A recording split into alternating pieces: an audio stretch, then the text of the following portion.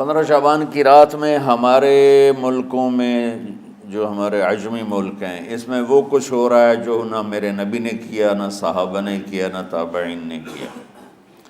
عجیب و غریب عبادات گھڑ لی ہیں، عجیب و غریب اس کے اعمال بنا لیے ہیں اپنی طرف سے، اور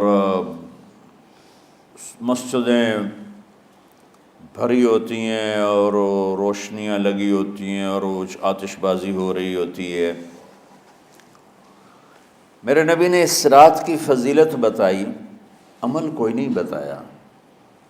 جیسے یہاں کوئی صلاۃ تسبیح کی جماعت کرا رہے ہوتے ہیں، کوئی اجتماعی تہجد پڑھ رہے ہوتے ہیں، کوئی دیگیں چڑھا رہے ہوتے ہیں، کوئی آتش بازی کر رہے ہوتے ہیں، تو وہ اس میں اتنا غلو ہو گیا ہے کہ یہ بھی ٹھیک نہیں۔ اور کچھ علماء نے اس کے رد میں اس کا اتنا انکار کیا ہے کہ اس رات کی کوئی فضیلت ہے ہی نہیں، یہ بھی ٹھیک نہیں۔ اس بیچ کا راستہ، اس رات کی فضیلت میں جتنی احادیث ہیں وہ ضعیف ہیں، لیکن اتنی کثرت سے ہیں کہ ان سب کا مل کر جمع ہو کر کم از کم وہ حسن لغیر ہی تک تو پہنچ جاتی ہیں۔ اور ابن عثیمین رحمۃ اللہ علیہ نے بھی یہ لکھا ہے کہ زیادہ سے زیادہ ان احادیث کے مجموعے سے، چونکہ اگرچہ ضعیف ہیں لیکن کافی زیادہ ہیں، تو وہ حسن لغیر ہی تک پہنچ جاتی ہیں۔ تو حسن لغیر ہی سے کوئی عمل ثابت نہیں ہوتا، عمل ثابت ہوتا ہے صحیح حدیث کے سے۔ ایک احادیث کی کثرت سے روایات، اور ایک امت کا عمل، کہ امت کا بہت بڑا طبقہ صدیوں سے اس رات کا اہتمام کر رہا ہے۔ لیکن کچھ عرصہ پہلے تک اہتمام تھا دن میں روزہ رکھنا، رات کو کوئی نوافل پڑھ لینا، کوئی دو چار زیادہ پڑھ لینا، لیکن اب یہ ڈھول تماشے جو اب شروع ہوا ہے اس کا تو کوئی وجود ہی کوئی نہیں ہے۔ تو اس رات کو اللہ تعالیٰ نے مبارک بنایا، اور حدیث پاک میں آتا ہے کہ اللہ تعالیٰ اس رات میں ساری دنیا کے لوگوں کی بخشش فرماتا ہے سوائے 5 آدمیوں کے، 5 کے سوا سب اہل ایمان کی بخشش ہو جاتی۔ مشرک، المشرک، پہلا مشرک، دوسرا مشاحن، مشاحن کیسے کہتے ہیں؟ دل میں بغض رکھنے والا، کینہ رکھنے والا۔ تیسرا مسبل ازارہ، اپنے پاجامے شلوار چادر کو ٹخنوں سے نیچے تک لے جانے والا، لیکن ایک شرط کے ساتھ کہ وہ تکبر کی وجہ سے ہو، سستی کی وجہ سے ہے، غفلت کی وجہ سے ہے۔ چونکہ جب آپ نے ایک مرتبہ اس کے بارے میں بات کی تو حضرت ابوبکر صدیق نے کہا یا رسول اللہ، میری چادر، عرب چادر باندھتے تھے جیسے ہمارے پنجاب کا لباس چادر تھا، اب وہ کم ہو گئے، ہماری تو بزرگ عورتیں بھی اور مرد بھی سب چادر باندھتے تھے، شلوار تو کسی کو پتہ ہی نہیں ہوتا تھا ہمارے بچپن میں۔ یہ تو پھر آہستہ آہستہ جب تعلیم آئی تو شلوار دیہاتوں میں بھی اور شہروں میں عام ہو گئی۔ تو اگر وہ اس لیے لٹکا رہا ہے کہ طبیعت میں تکبر ہے، پھر اس وعید کا وہ حقدار ہے۔ اگر ویسے اس کی نیچے جا رہی ہے تو میرا مالک ایسا، وہ تو ہے ہی رحیم و کریم، ہے ہی رحیم و کریم، ہے ہی رحیم و کریم، صرف شلوار نیچے لٹکانے سے وہ اتنی شدید سزا دے، اگر اس کے پیچھے تکبر ہے پھر ہے۔ یہ تکبر نہیں ہے تو انشاءاللہ وہ اس سے محفوظ ہوگا۔ تو اپنی چادر کو لٹکانے والا، لیکن بشرط تکبر۔ کتنے ہو گئے؟ عاق لوالدیہ، ماں باپ کا نافرمان۔ نافرمان ایسا کہ دکھ دینے والا. چھوٹی موٹی اونچ نیچ تو ہر بچے سے ہو جاتی ہے، نہیں، جن نے والدین کو ٹکڑے ٹکڑے کر دیا ہو اور ان کو دکھ دے دے دے دے کے ان کا سینہ چیر دیا ہو. چونکہ آپ کہتے ہیں پرزے پرزے کرنا کسی چیز کو، تو اپنے دکھ دے کر اپنی بدتمیزی کے ساتھ اس نے ماں باپ کا دل زخمی کر دیا ہو، ایک یہ نہیں معاف ہوتا. 5واں مدمن خمر، مسلسل شراب پینے والا، مستقل جو شراب کا عادی ہو. ان 5 کو مؤخر کر دیا جاتا ہے. معافی نہیں ہونے کا مطلب یہ نہیں کہ اللہ تعالیٰ کبھی معاف نہیں کرے گا. معافی نہ ہونے کا مطلب یہ ہے کہ یہ 5 ایسے گناہ ہیں کہ اس کی وجہ سے بخشش رک جاتی ہے. اگر وہ شرک سے نکل آئے، وہ کینہ سے نکل آئے، وہ تکبر سے نکل آئے، وہ والدین کی نافرمانی سے نکل آئے، شراب چھوڑ دے، تو ان کی بھی بخشش ہو جاتی. جب کوئی توبہ کرے گا فوراً بخشش ہو جائے گی. نہ 15 شعبان کی ضرورت ہے، نہ لیلۃ القدر کی ضرورت ہے، نہ بیت اللہ جانے کے ساتھ توبہ کی شرط ہے.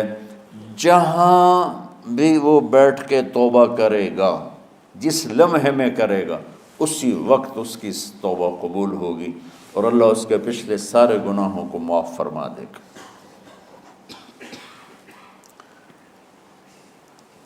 دن کا روزہ، رات کا قیام، زیادہ زیادہ قیام سے مراد نوافل ہیں. کوئی گھر میں پڑھ لے، کوئی مسجد میں پڑھ لے. نوافل، نفلی عبادات گھر میں ہی افضل ہوتی ہیں. میرے نبی سنتیں ہمیشہ گھر سے پڑھ کے آتے تھے. تہجد اپنے گھر میں پڑھتے تھے، مسجد میں نہیں پڑھتے تھے. سوائے اعتکاف کے آپ اپنے نوافل سنتیں سب گھر میں پڑھتے تھے اور مسجد میں صرف فرض آ کے ادا فرماتے تھے. اور اس کے بعد بیٹھنا ہوتا تھا تو بیٹھ جاتے تھے، اٹھنا ہوتا تھا تو اٹھ جاتے تھے. تو اعتدال اللہ کو ہر چیز میں پسند ہے. دنیا جو مختصر ہے اس میں کیسے پسند نہیں ہوگا؟ آخرت جیسے معاملے میں بھی اللہ ہم سے کہہ رہا ہے اعتدال، امتن وسطا.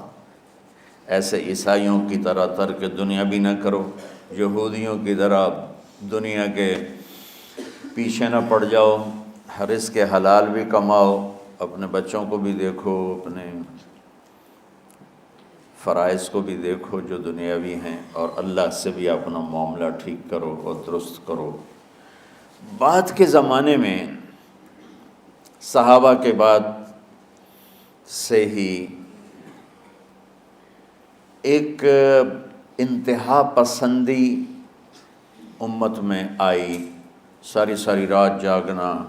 فلاں بزرگ تھے، وہ رسے سے اپنے بالوں کو باندھ لیتے تھے کہ نماز پڑھتے پڑھتے جب نیند آئے اور جھٹکا لگے تو رسے سے بندھے ہوئے بالوں سے اس جھٹکے سے تکلیف ہو اور ان کی آنکھ کھل جائے اور پھر نفلوں میں شروع ہو جائے. ایک فلاں بزرگ تھے، وہ اپنے آنکھوں میں نمک کا سرما لگاتے تھے تاکہ آنکھیں جل جائیں، اس میں وہ جلن پیدا ہو جائے اور نیند اڑ جائے. یہ ایسے واقعات بھرے پڑے ہیں. فلاں بزرگ تھے، انہوں نے 30 سال عشاء کے وضو سے فجر کی نماز ادا کی. یہ اپنی جگہ پہ بزرگی ہے، لیکن یہ بھائیو یہ دین ہم پیش نہیں کر سکتے. فلاں بزرگ تھے، وہ 30 سال سے ستو کھا رہے تھے کہ روٹی کھانے اور ستو کھانے میں 70 دفعہ سبحان اللہ کا فرق پڑ جاتا ہے. تو روٹی کھائیں تو 70 دفعہ سبحان اللہ کم کہہ سکتے ہیں، اور ستو کھائیں تو 70 دفعہ سبحان اللہ زیادہ کہہ سکتے ہیں. تو لہٰذا ان کا مجھے تو 30 سال ہو گئے، میں تو ستو کھا رہا ہوں، میں تو روٹی نہیں کھا رہا. یہ دین نہیں ہے. یعنی یہ وہ دین نہیں جو ہم انسانیت کو پیش کر سکتے. یہ تو لوگوں کو دوڑانے والی بات. یہ راہبانیت کی شکل ہے. یہ وہ دین نہیں جو ہم لوگوں کو پیش کریں گے تو وہ کہیں گے واہ واہ واہ واہ کیا دین ہے بھائی، قبول کرو. یہ ایک قسم کا غلو آیا. میں ایک حدیث سناتا ہوں، بخاری شریف میں بھی ہے، مجھے اب ہر شے بھول گئی. لیکن وہ ہے نہی الغلو، اس طرح کر کے آپ لوگ زیادہ جانتے ہوں گے جو پڑھ رہے ہیں کہ غلو سے نہیں۔ حدیث آپ کو سب کو یاد ہوگی کہ 3 صحابہ آئے اللہ کے نبی کے گھر اور پوچھا کہ اللہ کے نبی رات کیسے گزارتے ہیں؟ تو گھر والوں نے کہا سوتے بھی ہیں، جاگتے بھی ہیں، کھاتے بھی ہیں۔ تو وہ تینوں آپس میں کہنے لگے وہ تو نبی ہیں، سوئیں بھی تو کوئی بات نہیں، اور شادی ہے کوئی بات نہیں، ہم تو نبی نہیں، ہمیں تو کچھ کرنا چاہیے۔ ایک نے کہا کہ میں ساری زندگی روزہ نہیں چھوڑوں گا، ایک نے کہا کہ میں ساری زندگی سوؤں گا نہیں، ایک نے کہا میں ساری زندگی شادی نہیں کروں گا۔ تو دیکھنے میں تو واہ واہ کیا بڑی بزرگی ہے بھائی، بڑے بزرگ ہیں۔ ہمارے نبی کو پتہ چلا، آپ نے تینوں کو بلا لیا، کہ تم مجھ سے زیادہ اللہ سے ڈرنے والے ہو، میں تم سے انا اتقاکم یا اخشاکم، الفاظ آپ لوگ کو زیادہ یاد ہوں گے لیکن مفہوم میں صحیح پیش کر رہا ہوں۔ آپ نے کہا میں تم سے زیادہ اللہ کو جانتا ہوں، تم سے زیادہ اللہ سے ڈرتا ہوں، میں سوتا بھی ہوں، میں کھاتا بھی ہوں، میں روزے بھی رکھتا ہوں، میں چھوڑ بھی دیتا ہوں، میری بیویاں بھی ہیں، میں اپنی بیویوں کے پاس بھی جاتا ہوں۔ تم دین میں غلو سے بچو، پہلے امتوں کو ہلاک کر دیا دین میں غلو۔ دنیا میں غلو یعنی انتہا پسندی، ایکسٹریمسٹ ہونا، دنیا ہو یا دین ہو دونوں میں اعتدال بچو، اللہ تعالیٰ کو پسند ہے۔